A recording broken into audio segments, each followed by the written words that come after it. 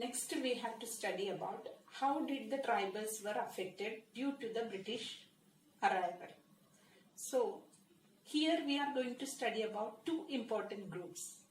Who were they? The first important groups, they were known as the most affected group, they were the tribal chiefs. Second group, they were the shifting cultivators. So first group, tribal chiefs. The tribal chiefs, how they were affected due to the British policies. Before the British had come to India, the tribals had a lot of powers. The tribal chiefs had a lot of powers. These powers were, the first thing, that they had the power of administration among the tribal society. Second thing, they had some economic powers. Third thing, they had their own police. Okay, and fourth thing, that they had, even they could make some rules for the land. Means regarding the forest, laws, rules they could make. These rights also they had. And again, the tribal chiefs, they had some forest management. These all rights they had. But after the British had come to India, or they had come to the tribal societies, these tribal chiefs lost the freedom or lost the powers. The British officials, they asked the tribals to pay some tribute to them, to pay some tribute to the British officers. Next thing, they lost the administrative freedom. Means who lost? The chief or the tribal chiefs lost the administrative powers. Even they also lost the powers which they had earlier, like the tradition, to follow some of the traditions or the tribal traditional functions. That freedom they had lost. The enjoyment they had before, that also they had lost.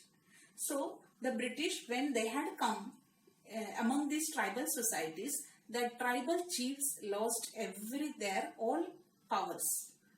They were asked to forcefully, they were asked to discipline the tribals. So instead, the British asked the tribal chiefs to discipline the tribals. So these all they had started so that the tribal chiefs lost their powers. Next group of people who were affected due to the British were the shifting cultivators. We had discussed yesterday about shifting cultivation. How the shifting cultivators were affected. British, when they come to the tribal societies, they did not like the shifting cultivation. They found it was difficult for them to collect the taxes. So, if the tribals were moving from one place to another place, the British officers could not fix a tax or fix a revenue. So, for them, revenue was important. So, collection of revenue was important. But how they could collect the revenue? Because the tribals were moving from one place to another. So that they pressurized, or they said, the shifting cultivators to stop that practice and settle cultivation. Okay. So the shifting cultivators, the first important problem that the British wanted, that was, or the British faced, that was to collect the taxes. Next problem, we can say that the shifting cultivators used to put fire on the natural vegetation before cultivation. But the British were scared that their forest or the valuable wood may catch fire. So the valuable wood was necessary for them for their navy and for the laying down of tracks, railway tracks. That is why they did not allow this shifting cultivation or they put on fire on the natural vegetation. This was another problem they had faced. Another problem the British faced was they could not administer on the moving people. So they wanted the people or the tribals to settle because they could not control them. They could not administer them. So they had asked to settle cultivation, to do the settled cultivation. Then the British brought a land settlement. So a land settlement system British had brought for the shifting cultivators. According to that, peasants had the rights of land, or the peasants, those who cultivate, they had got the rights of the land. Another thing, they they had given or they had defined the rights to the individual of that particular land. And they asked the shifting cultivators to start the cultivation by settling. In order to collect the taxes, they had brought this land settlement system. But there were many problems involved in this land settlement system. What were the problems? First thing, that the shifting cultivators had got the land where it was the land which was not fertile, where the availability of water was less or water was scarce. Third thing, that the soil was not good, it was dry.